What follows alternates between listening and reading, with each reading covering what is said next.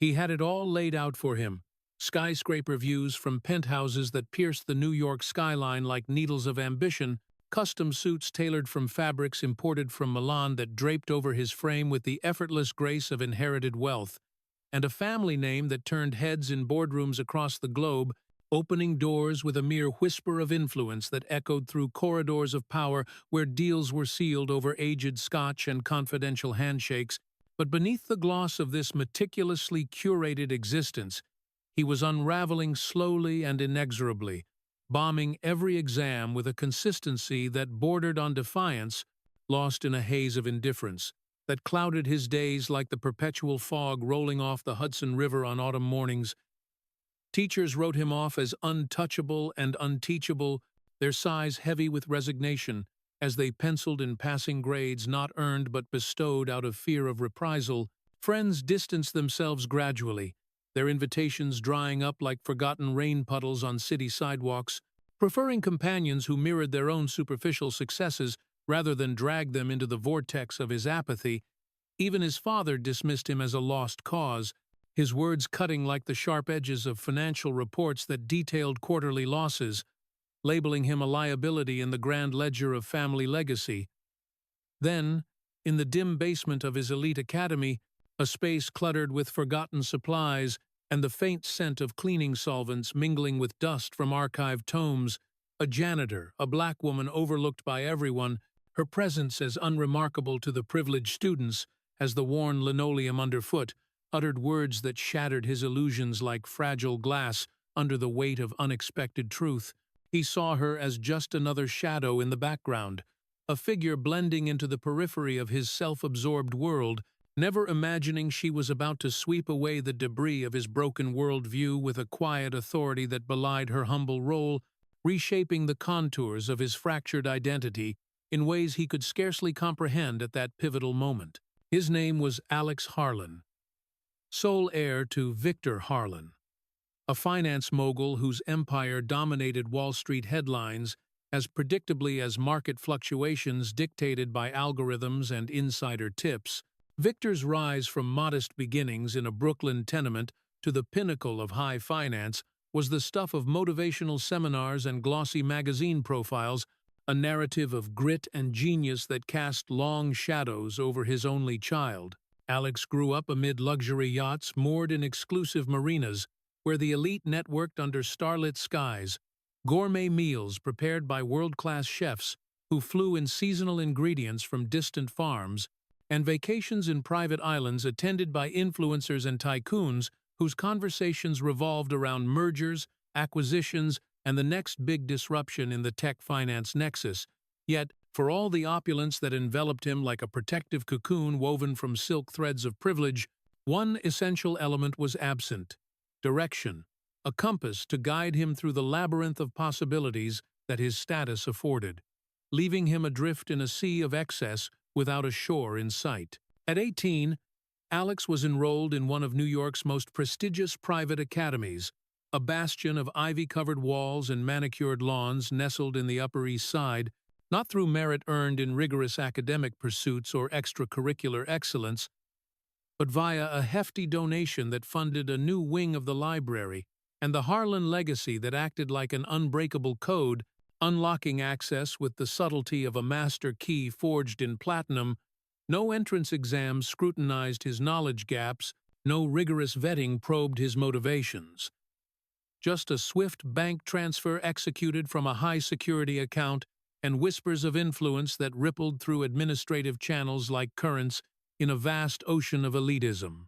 Within those ivy-covered walls adorned with plaques of illustrious graduates who had gone on to helm Fortune 500 companies, shape policy in Washington, or innovate in Silicon Valley's incubators, Alex was infamous for his entitlement that manifested in casual dismissals of authority, flashy gadgets like the latest smartwatches synced to his personal AI assistant that buzzed with notifications of stock alerts and social media likes, and abysmal performance that turned report cards into indictments of wasted potential.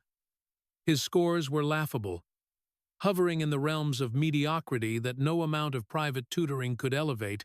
Instructors inflated them out of caution, not conviction, their red pens hesitating over failing marks that could provoke backlash from a donor whose contributions kept the Academy's endowment swelling like a bull market portfolio.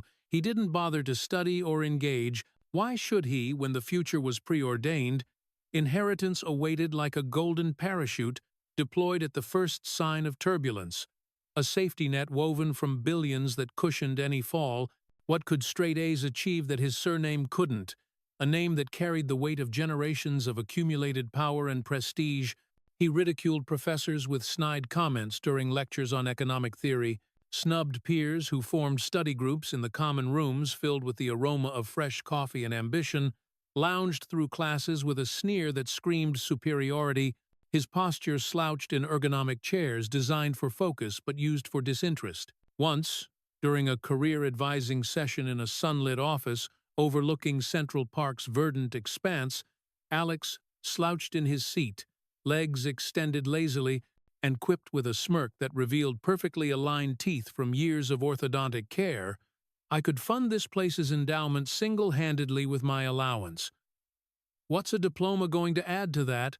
A fancy piece of paper to frame in my future office overlooking the city?" The remark echoed through the halls like a viral meme, spreading via whispered conversations in locker rooms and group chats, buzzing on encrypted apps. But no repercussions followed. No detentions assigned or privileges revoked. Faculty and students alike navigated around him carefully, their interactions measured and deferential, wary of jeopardizing the Harlan contributions that finance scholarships for less fortunate pupils and state-of-the-art facilities that boasted interactive whiteboards and virtual reality labs for immersive learning experiences. Home life offered no refuge from this cycle of underachievement and entitlement.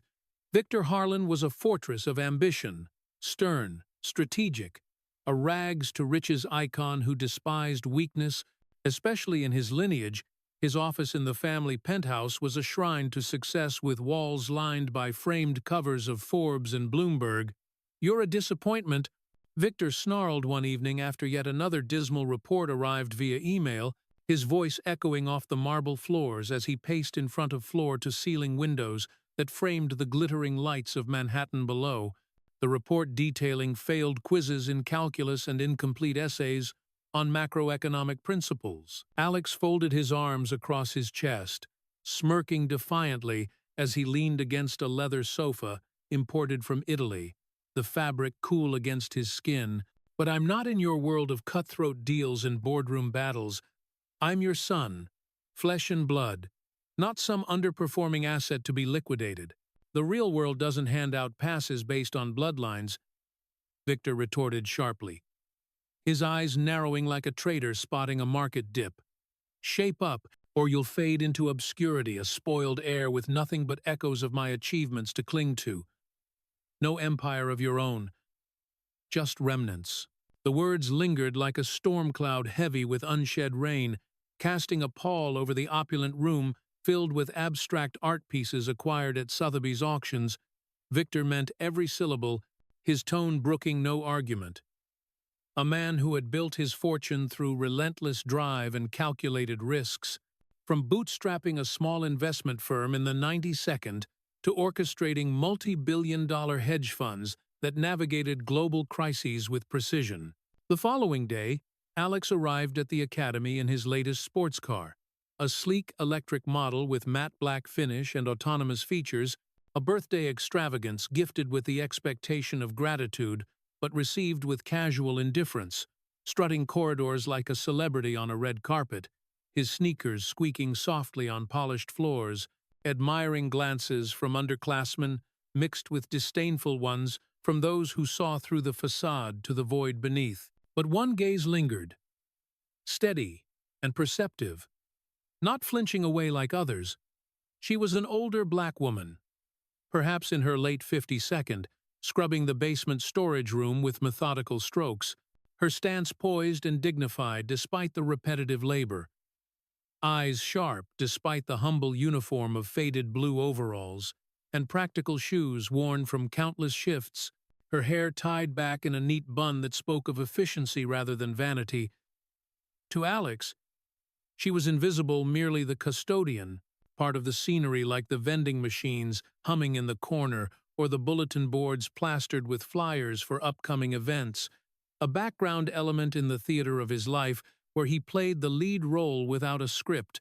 As pressures mounted, more failed quizzes piling up like unpaid invoices, escalating warnings from counselors who scheduled extra meetings in hopes of sparking change, the weight of expectations pressing down like the gravity of a skyscraper's upper floors. Victor's patience snapped like a taut wire under strain. He revoked Alex's allowances with a curt text message that vibrated his phone during lunch, confiscated the car keys during a tense confrontation in the garage, lined with luxury vehicles, mandated public transit rides on crowded subways where the anonymity clashed with his sense of self-importance, forcing him to navigate turnstiles and jostling commuters like any ordinary New Yorker. On a drizzly morning, the kind where rain slicks the streets and umbrellas bloom like urban flowers, trudging through the academy's side door with his hood pulled up against the chill, Alex overheard her murmuring while polishing shelves laden with outdated textbooks and cleaning supplies. Her voice low and melodic, carrying the cadence of someone accustomed to speaking truths to empty rooms. True strength begins with admitting weakness, for only then can one build foundations that endure the tempests of life. He halted abruptly, his sneakers skidding slightly on the damp floor, the words piercing the fog of his distraction like a beam of light through storm clouds. "What was that you just said?" She met his eyes evenly, unfazed by his sudden presence or the authority his name implied, her expression calm as a still pond reflecting the sky. "Nothing for ears that aren't listening, young man. Words wasted on the unwilling are like seeds sown on concrete." He laughed it off with a forced chuckle that echoed hollowly in the confined space. But the phrase burrowed deep into his consciousness. Nesting there like an unwelcome thought that refused to be dismissed, she resumed her task as if he were air, her movements efficient and unhurried, wiping down surfaces with a cloth that absorbed grime as readily as her mind absorbed knowledge from years past.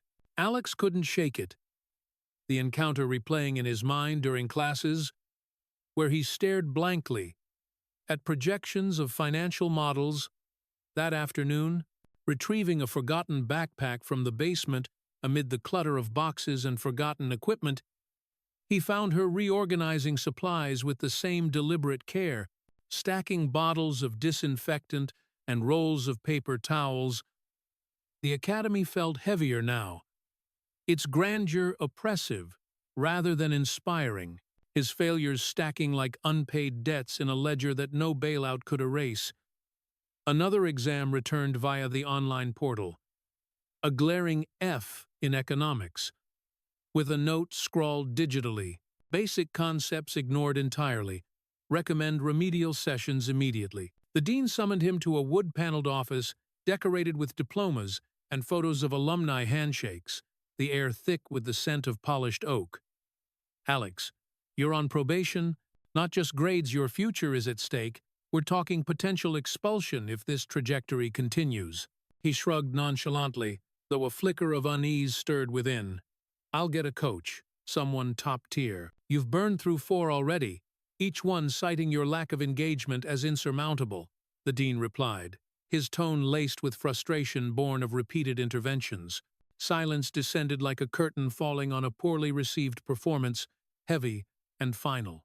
Exiting via the back stairs to evade stares from curious classmates lingering in the main atrium, he spotted her again, wiping down lockers with a steady rhythm, the metallic surfaces gleaming under her touch. "That quote earlier, sounds like ancient wisdom, Plato or something?" She straightened slowly, drying her hands on a rag tucked into her pocket, her posture exuding a quiet confidence that contrasted with her role. Plato, actually, from his dialogues on virtue and self-knowledge, odd for a janitor to know, right, in a world that judges worth by titles and paychecks? He nodded, intrigued despite himself, a spark of curiosity igniting in the embers of his boredom, weirder still for someone with endless resources to squander them on fleeting distractions rather than building something lasting. The jab landed squarely, piercing his armor of arrogance like a well-aimed arrow, causing him to bite his lip in uncharacteristic restraint. "Were you something else before this menial work?" "I taught ethics and philosophy at a top university, lecturing to packed halls on moral dilemmas and the human condition, until circumstances shifted like tectonic plates, reshaping my path. Teach me then, I need something to anchor me, to make sense of this mess," he blurted, the words tumbling out before pride could reel them back. She appraised him with a measured gaze, weighing his sincerity against the backdrop of his reputation. "Only if you drop the ego at the door. Start from scratch. No shortcuts or excuses." He agreed, whispering deal as if sealing a pact in the dim light, the air humming with potential. The next dawn, Alex arrived pre-light, the city still slumbering under a blanket of stars fading into urban glow. Notebook clutched in hand like a talisman against uncertainty, the academy loomed silent and imposing. Its gates creaking softly as he entered through the service entrance, he located her Maya Thompson in the utility room, sorting recyclables with rhythmic efficiency that spoke of discipline honed over decades. She wore wireless headphones, perhaps listening to lectures on existentialism or soulful jazz that fueled her spirit through the monotony of her shifts. The room smelled of lemon cleaner and possibility. "Hey, ready to start this journey?" Maya removed an earbud, calm as ever, her voice steady like a metronome setting the pace for a symphony. "I am. But remember, this isn't quick fixes or superficial tweaks. It's excavation of the self." "I get it. I'm committed," he replied, though doubt lingered in the corners of his mind.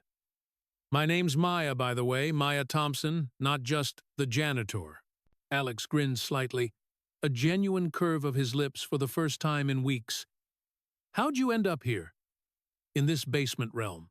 5 years now, mopping floors and emptying bins. Before that, adjunct roles elsewhere, filling in for tenured professors on sabbatical. And prior, full professor at Columbia, shaping minds on ethical frameworks and philosophical inquiries that challenge societal norms." His jaw dropped, the revelation hitting like a market crash, unexpected and jarring. What changed? What force derailed such a trajectory? Maya folded a rag deliberately, her movements precise, answering without a trace of bitterness, though her eyes held the depth of experienced sorrow. Life strips away illusions sometimes, scandals and losses that test resolve, but knowledge that endures, unyielding like the bedrock beneath this city. For the first time, Alex glimpsed resilience without fanfare, a strength forged in adversity rather than abundance, inspiring a flicker of admiration in his cynical heart. "So, how do we begin?" "I skimmed some texts last night, confusing webs of ideas that tangled my thoughts. That's step 1. Humility opens doors that arrogance barricades. Admit the confusion, and clarity follows." She handed him a worn journal, its pages yellowed from use, cover scuffed but sturdy. "Meet daily at dawn, before the world awakens and distractions swarm.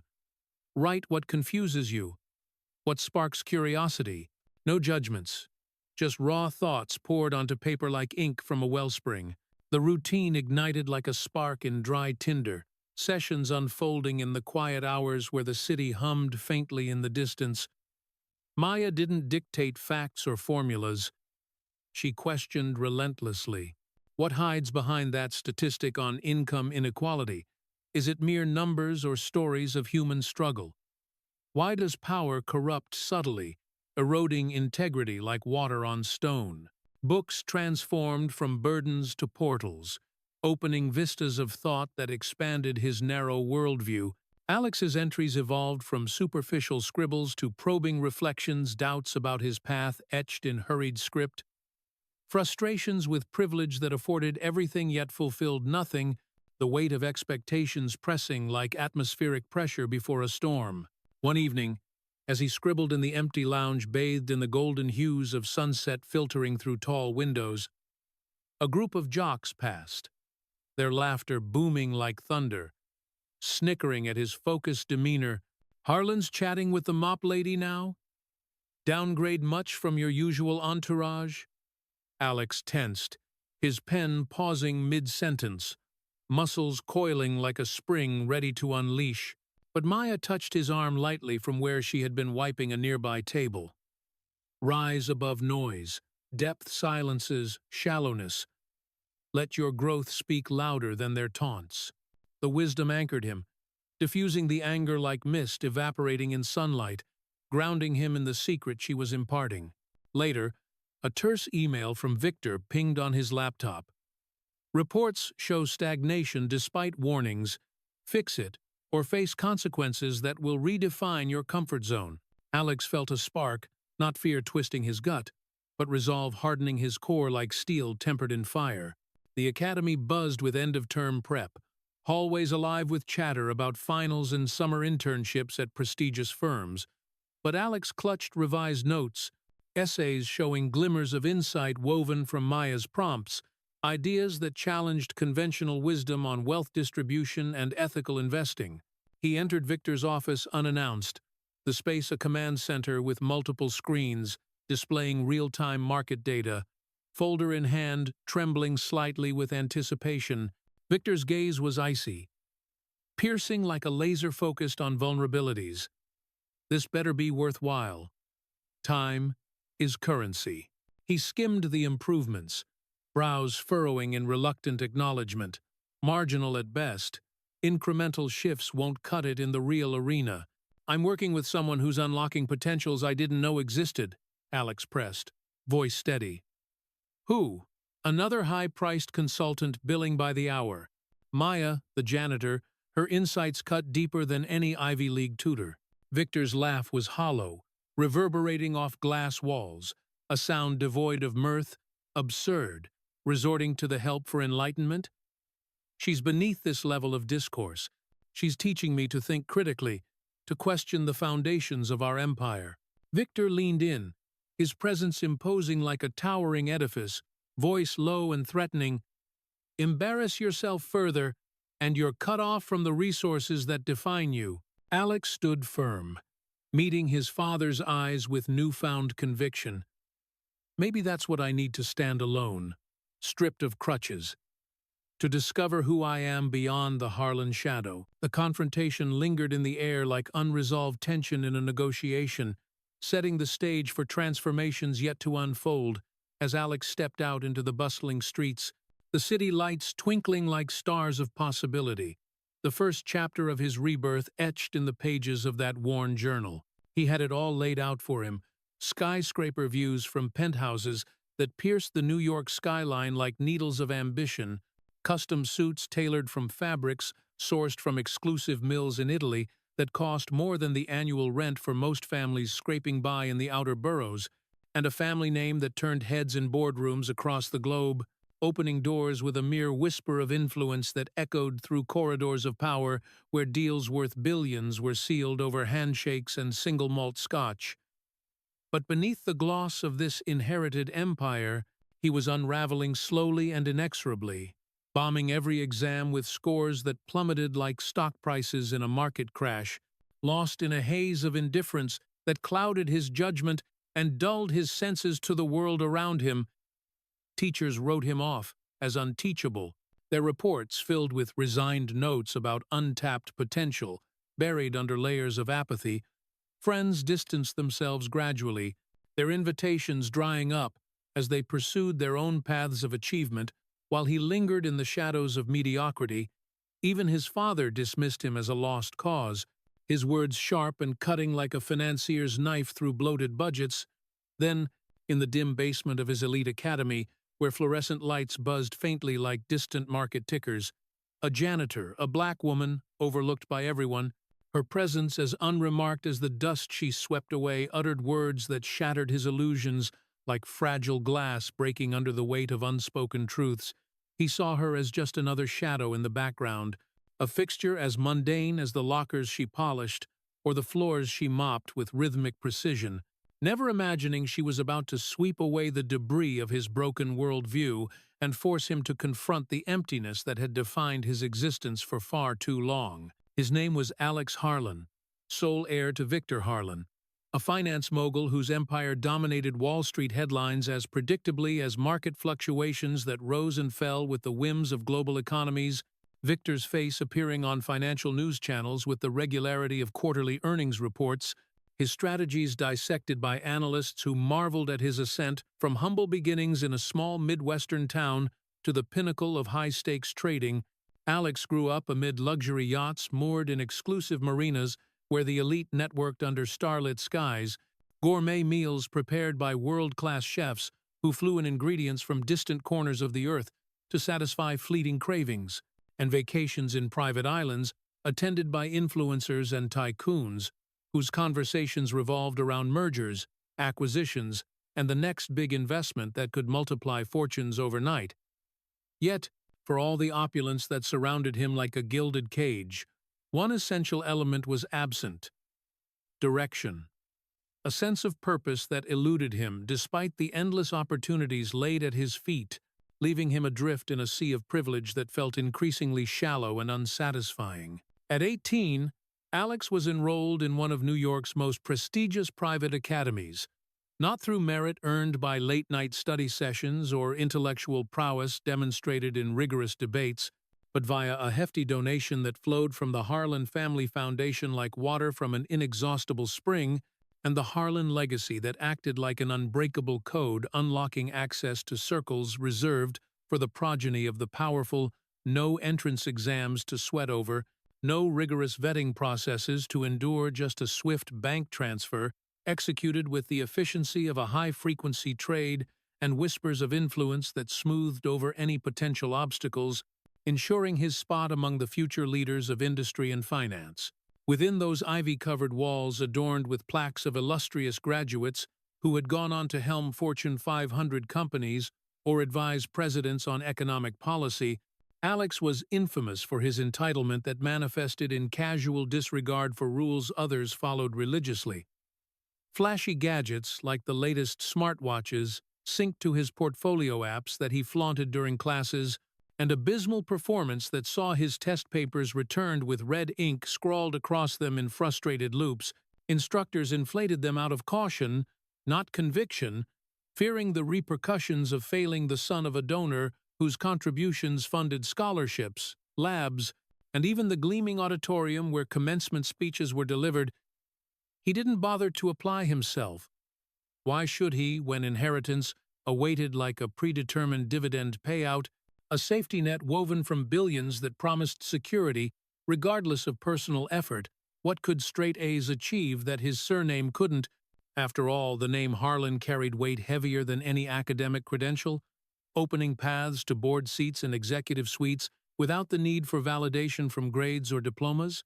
He ridiculed professors in subtle ways, muttering sarcastic comments under his breath during lectures on economic theory or ethical investing, snubbed peers who invited him to study groups, preferring instead to scroll through social media feeds filled with images of lavish parties and celebrity endorsements, lounged through classes with a sneer that screamed superiority.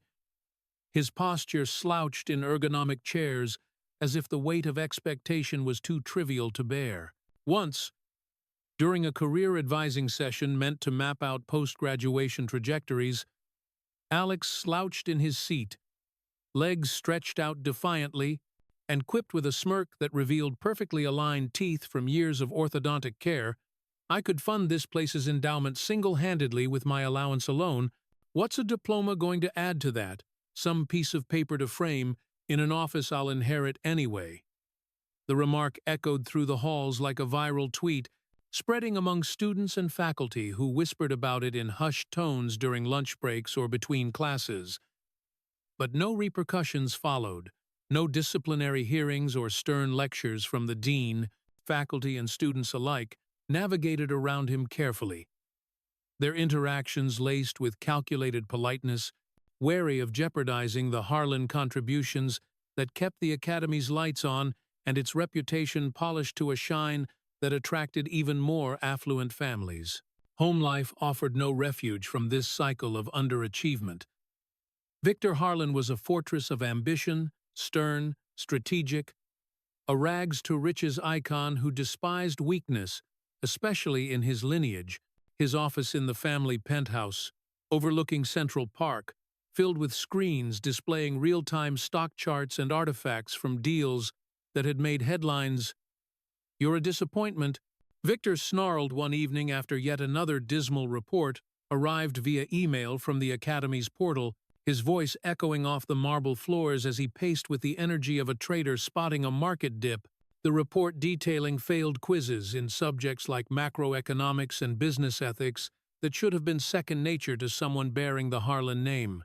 Alex folded his arms across his chest, smirking defiantly as he leaned against the floor-to-ceiling windows that framed the city lights twinkling like distant opportunities. "But I'm not in your world of cutthroat deals and endless spreadsheets. I'm your son. Doesn't that count for something beyond performance metrics?" Victor's eyes narrowed, his response cutting through the air like a decisive sell order. "The real world doesn't hand out passes for blood ties. It chews up and spits out the unprepared shape-up, or you'll fade into obscurity, a spoiled heir with nothing but echoes of my success to cling to. I won't prop you up forever." The words lingered like a storm cloud, heavy with unspoken threats. Victor meant every syllable, his own rise from poverty teaching him that mercy was a luxury afforded only to winners. The following day, Alex arrived at the academy in his latest sports car, a sleek electric model with custom rims and a license plate reading Harlan 1, a birthday extravagance gifted without fanfare, strutting corridors like a celebrity on a red carpet, his backpack slung carelessly over one shoulder as he nodded to acquaintances who offered forced smiles. Admiring glances from underclassmen mixed with disdainful ones from those who saw through the facade to the void beneath. But one gaze lingered, steady and perceptive, not flinching away like the others. She was an older black woman, perhaps in her late 52nd, scrubbing the basement storage room with a mop that moved in deliberate strokes, her stance poised despite the physical labor, eyes sharp and alert beneath a simple headscarf that kept her hair neatly in place, her uniform faded from countless washes, but worn with a dignity that transcended its humility. To Alex, she was invisible, merely the custodian, part of the scenery like the vending machines or the bulletin boards plastered with club announcements, a background figure who blended into the daily routine without demanding attention. As pressures mounted, more failed quizzes piling up like overdue invoices, escalating warnings from counselors about academic probation that could derail college applications even for someone with his connections. Victor's patience snapped during a tense phone call while Alex was lounging in his dorm room, surrounded by gadgets and untouched textbooks. He revoked Alex's allowances with the swiftness of canceling a bad investment, confiscated the car keys remotely via the vehicle's app, mandated public transit rides on crowded subways that smelled of haste and humanity, forcing Alex to navigate the city like everyone else, stripped of the bubble of luxury that had insulated him from reality.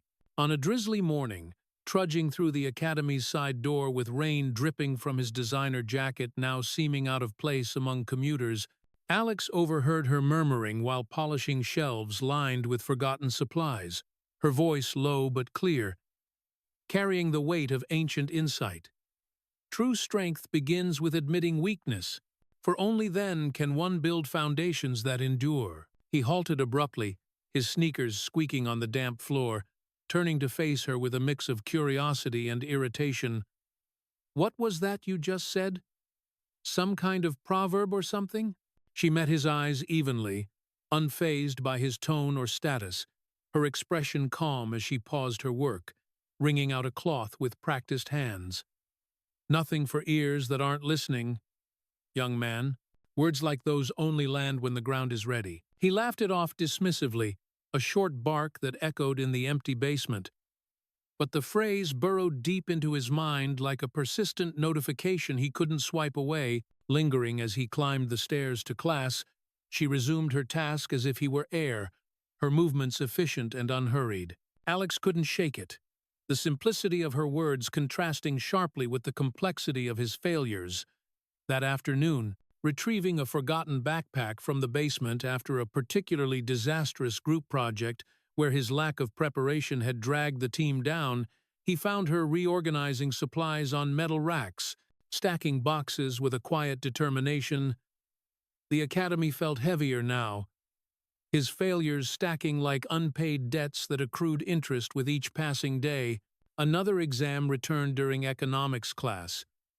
A glaring F circled in bold red, with a note scribbled in the margin. Basic concepts ignored entirely. Evidence of no preparation whatsoever. The dean summoned him to a wood-paneled office filled with leather-bound books and framed degrees, the air thick with the scent of polished oak. "Alex, you're on probation. Not just grades, your future is at stake here. We're talking potential expulsion if this continues, and even your family's influence has limits." He shrugged nonchalantly, though a flicker of unease stirred within. "I'll get a coach or something. Private sessions to catch up." The dean's response was pointed. "You've burned through 4 already. They all cited your lack of engagement as the issue. This isn't about tutors, it's about you." Silence descended like a market freeze, leaving Alex to exit with his head down, the weight of the conversation pressing on him. Exiting via the back stairs to evade stares from classmates who whispered about his latest flop, he spotted her again, wiping down lockers with a disinfectant spray that filled the air with a citrus tang, her movements methodical as she erased fingerprints and smudges left by hurried hands. That quote earlier sounds like ancient wisdom? Plato? Or someone like that? He asked, stopping a few feet away, his voice tentative for the first time. She straightened slowly, drying her hands on a towel tucked into her apron pocket, meeting his gaze with a polite nod. Plato. Actually, from his dialogues on knowledge and virtue, odd for a janitor to know such things, right, in a place like this where everyone assumes roles define worth? He nodded, intrigued despite himself, shifting his weight as the conversation hung in the air. Weirder still for someone with endless resources to squander them on nothing, wasting potential like it's infinite. The jab landed squarely, piercing his defenses and making him bite his lip to suppress a retort. It stung because it rang true, echoing the doubts he'd buried under layers of bravado. "Were you something else before this job? Like a teacher or professor, maybe?" He pressed, curiosity overriding his usual dismissal. "I taught ethics and philosophy at a top university, lecturing to packed halls on moral dilemmas and the human condition, until circumstances shifted and life demanded a different path," she replied evenly, her voice carrying the cadence of someone who had once commanded attention from eager minds. "Teach me, then. I need something to turn this around, please," he said. The word please, foreign on his tongue but genuine in its desperation. She appraised him for a long moment, her eyes searching his face for sincerity amid the privilege. Then nodded slowly. "Only if you drop the ego at the door. Start from scratch like everyone else. No special treatment because of who your father is." He agreed, whispering, "Deal. Whatever it takes," his voice barely above a hush, as the basement's quiet amplified the moment's gravity.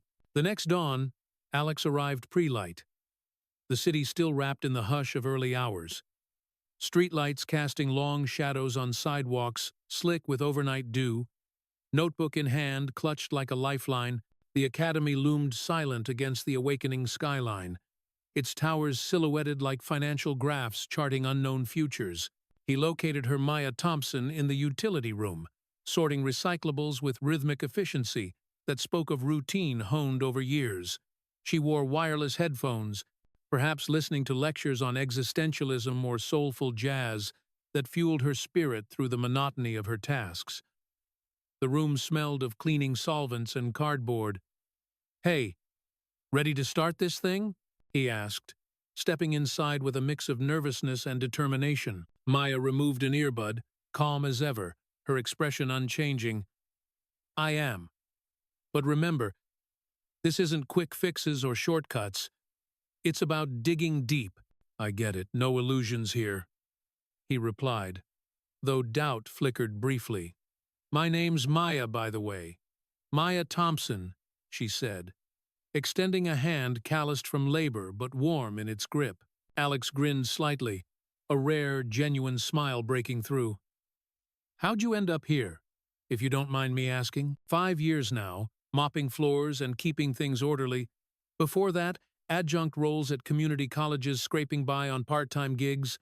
And prior, full professor at Columbia, shaping minds on topics like distributive justice and the ethics of wealth." Her words flowed matter-of-factly, without bitterness. His jaw dropped, eyes widening in surprise. What changed? How does someone go from lecturing at Ivy League to this? Maya folded a rag deliberately. Her movements precise. Life strips away illusions sometimes. A scandal I refused to ignore, exposing a colleague's fraudulent research that implicated higher-ups. They pushed me out quietly, and then personal loss followed. But knowledge? That endures. It can't be taken away no matter the title or lack thereof. For the first time, Alex glimpsed resilience without fanfare, a strength forged in adversity that made his own complaints seem trivial. "So, how do we begin?" "I skimmed some texts last night, confusing as hell, honestly. That's step one. Humility opens doors to understanding. Pride slams them shut," she said, handing him a worn journal with faded covers. Its pages blank but inviting. "Meet daily at dawn, before the world wakes. Write what confuses you, what sparks curiosity. No judgments, just raw thoughts poured out honestly." The routine ignited like a spark in dry tinder, their meetings in the basement becoming a sanctuary of sorts. Maya didn't dictate facts or formulas. She questioned everything, probing with inquiries like, "What hides behind that statistic in your textbook? Is it just numbers or stories of real people affected by economic policies? Or, why does power corrupt subtly, starting with small compromises that snowball?" Books transformed from burdens he avoided to portals revealing new worlds, philosophy tomes on stoicism and virtue ethics that challenged his assumptions about success. Alex's entries evolved from superficial scribbles like, "This is boring," to probing reflections on his path, frustrations with privilege that isolated him from authentic connections, doubts about inheriting an empire built on ruthless ambition. One evening, as he scribbled in the empty lounge after hours, the overhead lights humming softly, a group of jocks passed by in their Letterman jackets, snickering loudly at the sight. "Harlan's chatting with the mop lady now? Downgrade much from your usual crowd?" Alex tensed, his pen pausing mid-sentence, fists clenching around the journal, but Maya touched his arm lightly from where she sat nearby reviewing supplies. "Rise above noise. Depth silences shallowness every time. Don't let their words define your journey." The wisdom anchored him, diffusing the anger like a calm market correction. He exhaled and continued writing, focusing on the lesson at hand. Later, a terse email from Victor popped up on his phone screen as he headed back to the dorm. "Reports show stagnation despite warnings. Fix it or face consequences. No more excuses." Alex felt a spark, not fear this time, but resolve igniting within. A quiet determination to prove something to himself rather than others. The academy buzzed with end-of-term prep, hallways filled with students cramming for finals or discussing college essays, but Alex clutched revised notes from his sessions with Maya, essays showing glimmers of insight into topics like income inequality and corporate responsibility. He entered Victor's office unannounced one afternoon, the space a testament to power, with panoramic views of the financial district and walls lined with awards from industry galas, folder in hand trembling slightly. Victor's gaze was icy, phone in hand mid-call. "This better be worthwhile. I'm in the middle of a negotiation." He skimmed the improvements with a critical eye, grades inching up from F's to C's, comments noting emerging effort and thoughtful analysis. "Marginal at best. Hardly the turnaround I expected." "I'm working with someone who's actually helping," Alex said, voice steady. "Who? Another high-priced consultant?" "Maya," The janitor here at the academy." Victor's laugh was hollow, echoing off the glass walls. "Absurd. You're learning from someone who cleans toilets for a living? She's teaching me to think critically, to question everything, including our family's way of doing things." Victor leaned in, his face hardening like a boardroom adversary. "Embarrass yourself further, and you're cut off. No more support. Figure it out on your own." Alex stood firm, meeting his father's stare.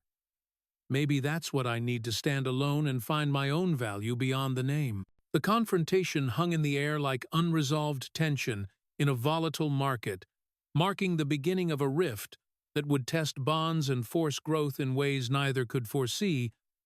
But for Alex, it was the first step toward claiming a future shaped by humility rather than inheritance. As whispers of change rippled through Alex Harlan's life like subtle currents, shifting the tides of the financial markets his father so masterfully navigated, the lessons with Maya Thompson deepened in ways that transcended the dim confines of the Academy's forgotten archive room, a space now transformed into a clandestine sanctuary where dusty volumes on ethics and philosophy lined the shelves like silent witnesses to his evolving mind, flickering lights overhead, casting long shadows that mirrored the internal conflicts brewing within him.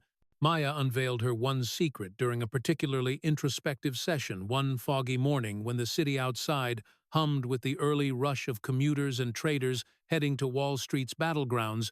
Humility as the gateway to wisdom, not a weakness to be shunned like a losing investment, but a weapon against self-deception that cleared the path for genuine understanding and growth, her voice steady and resonant, as she explained how this principle had anchored her through storms of personal and professional turmoil, drawing from ancient thinkers like Confucius, who emphasized self-reflection over bravado, and modern philosophers like Simone de Beauvoir, who challenged the illusions of superiority rooted in societal hierarchies. Their sessions shifted from basics of reading comprehension and note-taking to profound debates on ethics that dissected the moral underpinnings of wealth accumulation in a capitalist society riddled with inequality that Alex had previously ignored like background noise in a bustling trading floor, now forced to confront through assigned readings from authors such as John Rawls and his Veil of Ignorance theory, which prompted Alex to imagine designing a fair system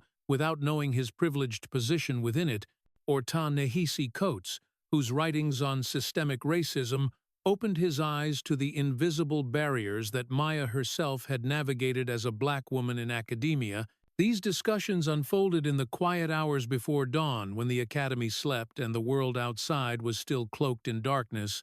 Maya's questions probing like a skilled interrogator uncovering hidden assets in a financial audit, asking, "How does your family's fortune blind you to the struggles of those without such buffers, and what ethical obligations does that impose on you personally?" Which left Alex journaling late into the night, in his sparse dorm room overlooking the twinkling lights of the city that never slept. His entries evolving from defensive rants about unfair expectations to vulnerable admissions of how entitlement had hollowed him out like a leveraged buyout, stripping a company of its core value.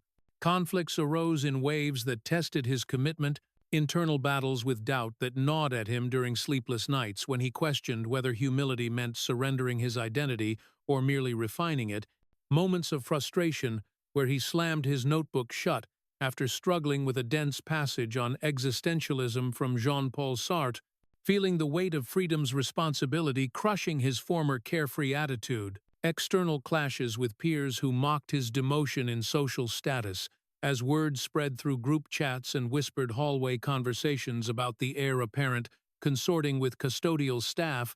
One such incident occurring during a heated lunch in the academy's cafeteria, where silverware clinked against plates laden with organic salads and artisanal sandwiches. A table of his former friends, led by a smug lacrosse captain named Derek, jeered loudly enough for nearby students to overhear, "Look at Harlan slumming it with the help. Guess Daddy's money can't buy brains after all." The taunt stinging like a market downturn wiping out gains, Alex's face flushing with a mix of anger and shame as he gripped his tray tighter. But recalling Maya's earlier counsel during a session where she shared a personal anecdote about enduring microaggressions in her professorial days, he bit back a retort and instead channeled the energy into a reflective essay on the psychology of bullying as a projection of insecurity, submitting it anonymously to the school newspaper, where it sparked unexpected discussions in ethics classes the following week. Yet Alex persisted through these trials, forming unlikely alliances with classmates who noticed his subtle shifts, like Elena, a quiet girl from a scholarship background who approached him after a philosophy lecture on utilitarianism, her voice hesitant but earnest, as she confessed struggling with essay structures on moral relativism, Alex inviting her to join the sessions with Maya, not out of pity but from a burgeoning sense of shared humanity that humility had awakened in him, their trio growing into a small circle where debates flowed freely on topics like the ethics of AI and finance, which Alex drew from his father's world of algorithmic trading, questioning whether machines could ever incorporate moral humility into their decision-making processes, or the intersectionality of privilege, as Maya guided them through Kimberly Crenshaw's frameworks, highlighting how race, gender, and class intertwine to create unique oppressions that Alex had previously dismissed as abstract complaints. These gatherings in the archive room became a haven scented with old paper and fresh coffee, smuggled in from a nearby deli, laughter mingling with serious discourse as Elena shared stories from her immigrant family's struggles navigating New York's bureaucratic mazes, prompting Alex to reflect on his own unearned advantages in ways that made his chest ache with newfound empathy. Victor's pressure mounted like interest, compounding on a high-yield bond, a family dinner at their penthouse, turning tense under crystal chandeliers that cast prismatic light on polished mahogany tables, Victor grilling him over seared foie gras about his slipping social calendar and rumors of unconventional study habits. "I've heard you're wasting time with irrelevant people instead of networking with the right crowds at galas and internships." His tone laced with disapproval sharper than a declining stock chart, Alex countering for the first time with conviction drawn from Maya's teachings. "She's showing me real value beyond money. Humility in understanding that wealth doesn't equate to worth," which elicited a scoff from Victor, who slammed his napkin down like a gavel in a courtroom. "Value is results, son, measurable outcomes like profits and power. Drop this nonsense before it derails you completely," the exchange leaving Alex storming out into the night streets, where rain-slicked pavements reflected neon signs from Times Square in the distance. Internally, Alex wrestled demons that manifested as vivid dreams of falling from skyscrapers, symbolizing his fear of losing the Harlan safety net. Nights of insomnia spent pacing his room, questioning if humility meant surrender to mediocrity or empowerment through authenticity. He confided in Maya during a particularly raw session surrounded by stacks of books on moral philosophy. "What if I'm not cut out for this path of self-examination? What if it's all just a phase?" Her response, gentle yet firm like a mentor correcting a flawed thesis. "Doubt is part of growth, Alex. It's the humility to question that separates the wise from the arrogant. I lost my tenure exposing corruption, a dean's embezzlement scheme that funneled funds meant for scholarships into personal accounts. Friends vanished like fair-weather investors jumping ship. My sister passed unexpectedly from an illness we couldn't afford to treat aggressively. But humility rebuilt me brick by brick, turning loss into a foundation for teaching others," her story resonating deeply as Alex nodded, tears pricking his eyes for the first time in years. Inspired, he experimented with applying the lessons beyond the academy walls, volunteering anonymously at a local shelter in Harlem, where he served meals to the homeless, listening to their tales of economic downfall that mirrored cautionary tales from his economics classes, but now felt viscerally real. "Seeing struggle humbles you in ways no lecture can," he wrote in his journal that night under the glow of a desk lamp, Maya nodding approvingly during their next meeting as she reviewed his entries with red pen in hand, noting, "Dig deeper here. Connect this to your own life." Encouraging him to extend the circle by helping others at the academy, he recruited Elena and soon 2 more students. a boy named Jamal, who excelled in math but faltered in writing due to dyslexia, and a girl. Sophia, whose family pressures echoed Alex's own but from a middle-class perspective, their group debating systemic biases late into evenings under the archive's vaulted ceilings.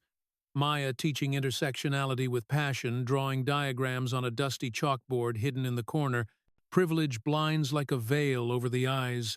Humility lifts it to reveal the layers of injustice woven into society's fabric, her words igniting fires in their young minds as they dissected case studies from history, like the subprime mortgage crisis that Victor had profited from.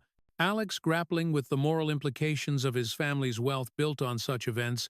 Conflicts peaked during a mock trial event in the Academy's moot courtroom, where polished wood benches and a raised dais mimicked real legal proceedings. Alex arguing for equity in a simulated corporate fraud case, drawing heavily from Maya's insights on ethical accountability, his presentation earning praise from judges who noted compelling use of philosophical frameworks to bolster legal arguments. But a rival student leaked a photo to social media of Alex in the archive with Maya captioned "Heir's secret tutor." From boardrooms to broom closets, the mockery flooding feeds with memes and comments that twisted his efforts into jokes about desperation. Victor confronted him that evening in the penthouse library, surrounded by leather-bound first editions of economic treatises. "This ends now. You're tarnishing our name with this folly," his voice thunderous like a market crash announcement. Alex standing defiant for the first time, his posture straight as he replied, "Your name, not mine. I'm forging my own through humility, not hubris." The ultimatum following swiftly as Victor cut him off, financially freezing accounts and revoking access to family cars, forcing Alex to adapt with part-time jobs at a coffee shop near the academy where he brewed lattes for hurried professionals. The humility of manual labor grounding him further as he balanced shifts with studies, turning what could have been resentment into resolve. Maya's shared history deepening their bond as she revealed more about her past, as a rising star in philosophy departments publishing papers on virtue ethics that garnered awards at conferences until the betrayal of whistleblowing led to blacklisting. The secret? Turn loss into legacy. By embracing humility as your guide, Alex's journals filling with visions of a program that bridged gaps between privileged youth and underserved communities, perhaps a non-profit focused on ethical education in finance. One storm-swept night, as rain pelted the archive windows like erratic stock ticks, they poured over texts on social justice. Elena breaking down in tears over a personal story of family deportation threats. "This group's saving me from feeling alone," she whispered, Maya smiling warmly. Humility connects us all. It's the thread that weaves isolated souls into a tapestry of support. Alex realizing the secret's ripple effect, not solo triumph but collective uplift that amplified its power beyond individual transformation. Yet shadows loomed as Academy admins summoned Maya to a sterile office with views of the quad below. Unauthorized gatherings violate policy and could lead to liability issues, the assistant dean intoned with corporate detachment. Maya holding firm, her chin lifted. "I'm fostering minds, not breaking rules. This is education in its purest form," warnings issued in formal letters that threatened her job. But the group persisted, underground shifting meetings to off-campus parks, where benches became desks and city noise. The backdrop to their discourses, Alex's grades climbed not flawlessly but authentically, a philosophy paper on humility's role in leadership, earning top marks with the teacher's note reading, profound shift in perspective evident here, compelling and original, internal peace, emerging like a bull market recovery, as Alex, no longer haunted by failure, embraced vulnerability as strength. "The secret isn't knowing everything," Maya said during a session under overcast skies. "It's knowing you don't, and seeking anyway with an open heart." As the term drew to a close, Victor's ultimatum arrived via a cold email: conform or leave the family fold entirely. Alex chose the latter, packing essentials into a duffel bag with a sense of liberation rather than loss. Meeting Maya at dawn one last time in the archive, her eyes proud as she clasped his shoulder. "You're ready now. Carry the secret forward into whatever storms come." Their bond forged in quiet hours, promising more battles ahead, but armed with humility as an unyielding ally. The chapter closing on a note of anticipation for the revolutions yet to unfold in Alex's remade life, with the secret of humility serving as his unerring compass through the turbulent seas of uncertainty that now defined his existence after being cast adrift from the Harlan family's gilded harbor. Alex Harlan stepped boldly into the spotlight of public scrutiny for the first time, not as an heir cloaked in unearned arrogance, but as a young man stripped bare and rebuilt through introspective fire, facing the dual threats of expulsion from the academy whose ivy walls had long symbolized his unchallenged privilege, and a deepening familial rift with Victor that yawned like a chasm widened by years of unspoken resentments and clashing visions of success. He channeled the lessons Maya had imparted during those clandestine sessions into a bold public stand at the Academy's annual oratory competition, held in the grand auditorium where chandeliers dangled like diamonds suspended in midair and rows of velvet seats filled with parents in tailored suits whispering about legacies and endowments. The theme, "Redefining Success in a Divided World," resonating with ironic perfection as Alex drafted his speech in feverish nights spent in a modest rented apartment above a noisy bodega. In Queens far removed from the penthouse opulence he once took for granted, his words woven from threads of philosophical insights on humility's role in bridging societal divides, drawn from thinkers like Martin Luther King Jr., whose writings on nonviolent resistance emphasized ego's surrender for collective justice, and Angela Davis, whose critiques of institutional power exposed the humility required to dismantle oppressive structures, incorporating personal anecdotes of his transformation from a failing student mocking authority to one embracing vulnerability as strength, crediting Maya explicitly as the catalyst who taught him that true success blooms not from dominating others but from elevating them through empathetic understanding. The competition night arrived under a canopy of stars obscured by city lights, with the auditorium packed to capacity, parents in expensive coats, clutching programs, students in neatly pressed uniforms, fidgeting with anticipation, and college scouts in the back row scribbling notes on clipboards like traders jotting market predictions. Alex took the stage in simple attire, a plain button-down shirt and jeans devoid of logos or flash, no longer needing material symbols to assert presence, his hands steady as he gripped the podium, the microphone amplifying his voice that carried a newfound gravitas honed by months of self-reflection. "I'm Alex Harlan, known as the heir who flunked spectacularly, squandering opportunities others would kill.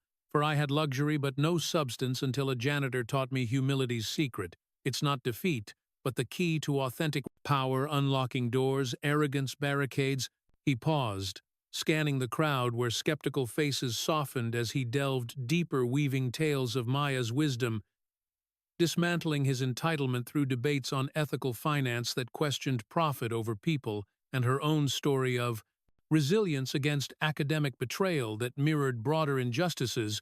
She wasn't just cleaning halls, she purified perspectives, challenging me to see the invisible threads of privilege that bind some while strangling others, but systems silence, such voices firing her for daring to teach beyond her assigned role. Gasps rippled through the audience like waves in a volatile market, some faculty shifting uncomfortably in their seats as Alex exposed inequities within the academy itself, from inflated grades for donors' children to overlooked talents, from underrepresented backgrounds, concluding with a resonant definition: success isn't accumulation of wealth or titles, it's elevation of self and others through humility that demands we confront our flaws and amplify the marginalized. The room fell silent for a heartbeat before one clap echoed, then another, swelling into a thunderous standing ovation that shook the rafters, tears streaming down faces, including Elena's, who sat in the front row beaming with pride, and even a few scouts nodding approvingly. But backlash ensued swiftly, like a short sell attack on a rising stock, as Victor watched a live stream from his office, his expression darkening into fury, dispatching a scathing text. "You've humiliated us. retract or face permanent disinheritance, while Academy admins convened emergency meetings to distance themselves from the speech's implications, launching an investigation into unauthorized influences on students that targeted Maya's already precarious position. Social media erupted with polarized reactions, some hailing Alex as a whistleblower on elite hypocrisy, with hashtags like #humility revolution trending overnight, others deriding him as a spoiled kid playing at rebellion with memes, mocking his janitor epiphany as performative wokeness, yet support surged in unexpected quarters, alumni donors pulling funding until Maya was reinstated. Petitions circulating among students demanding ethical reforms in admissions and curriculum, with Jamal and Sophia leading rallies in the Quad, under banners reading "Humility over Hierarchy," that drew media attention from local news outlets, framing the story as a modern David versus Goliath tale of a privileged son turning against the system that birthed him. The viral spread of the speech video, amassing millions of views on platforms like YouTube and TikTok, where clips of Alex's passionate delivery inspired user-generated content from educators sharing similar stories of overlooked mentors to young activists calling for humility and leadership amid global inequalities, culminating in Maya's reinstatement, not as a janitor, but in a newly created role as ethics advisor to the Academy Board, a position brokered through public pressure and Victor's reluctant intervention after a private reconciliation dinner where father and son met in a neutral midtown restaurant over dim sum and difficult conversations. Victor admitting with uncharacteristic vulnerability, "I built walls to protect you, but they imprisoned us both. Your humility shames my pride. Perhaps it's time I learned too." The rift mending slowly like a fractured merger renegotiated with compromise. From this turning point, Alex and Maya forged a joint venture, birthing the Humility Hub, a foundation empowering the overlooked through workshops on ethical decision-making in business mentorship programs, pairing elite students with community leaders from marginalized neighborhoods and scholarships for whistleblowers in academia, drawing initial funding from Victor's hesitant donation that grew into a multi-million-dollar endowment as corporate sponsors jumped aboard seeking to burnish their images. In an era of social accountability, the hub launching in a renovated warehouse in Brooklyn's creative district, with exposed brick walls echoing the raw honesty of its mission.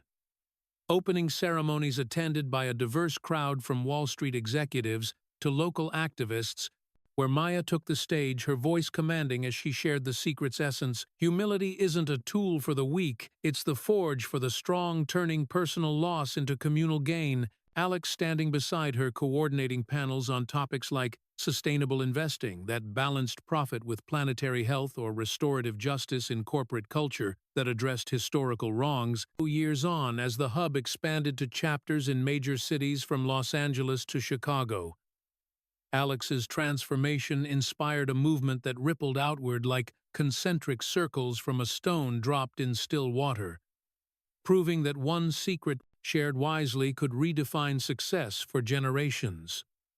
With alumni of the program rising to positions of influence in nonprofits, government, and even Harlan Enterprises, where Alex eventually joined not as heir apparent, but as head of ethical government oversight, implementing policies on fair labor and environmental stewardship that Victor once dismissed as soft, now lauded for boosting long-term profitability.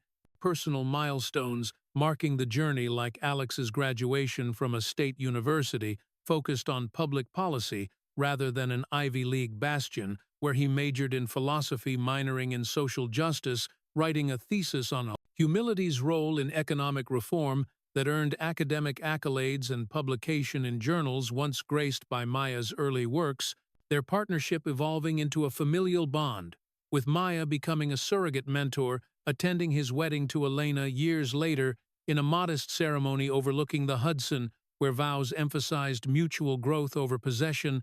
The hub's impact quantified in stories rather than spreadsheets, like a former shelter resident turned entrepreneur crediting a workshop on resilient leadership for her startup success. or a disaffected banker quitting to found a, quote, microfinance initiative after a retreat on empathetic capitalism, Victor's involvement deepening in retirement, as he volunteered at events sharing tales of his own humble origins to wide-eyed participants, bridging the generational divide with admissions of past blind spots, media profiles dubbing Alex the humble heir in features that contrasted his father's cutthroat era with this new paradigm of compassionate capitalism, inspiring TED Talks, where he elaborated on the secret's applications in AI, ethics warning against algorithms devoid of humility that perpetuate biases, global outreach, extending the movement to international conferences in places like Davos, where Alex debated world leaders on humility's necessity in addressing climate crises, arguing that ego-driven denial must yield to collaborative solutions grounded in shared vulnerability. Challenges persisted, of course, with critics accusing the hub of hypocrisy given its ties to Harlan wealth. But Alex addressed them transparently in annual reports, detailing transparent funding and impact metrics that silenced skeptics over Pepsi. Time, Maya's later years filled with honors, including a Lifetime Achievement Award from philosophical societies that had once shunned her, now celebrating her as a pioneer in applied ethics.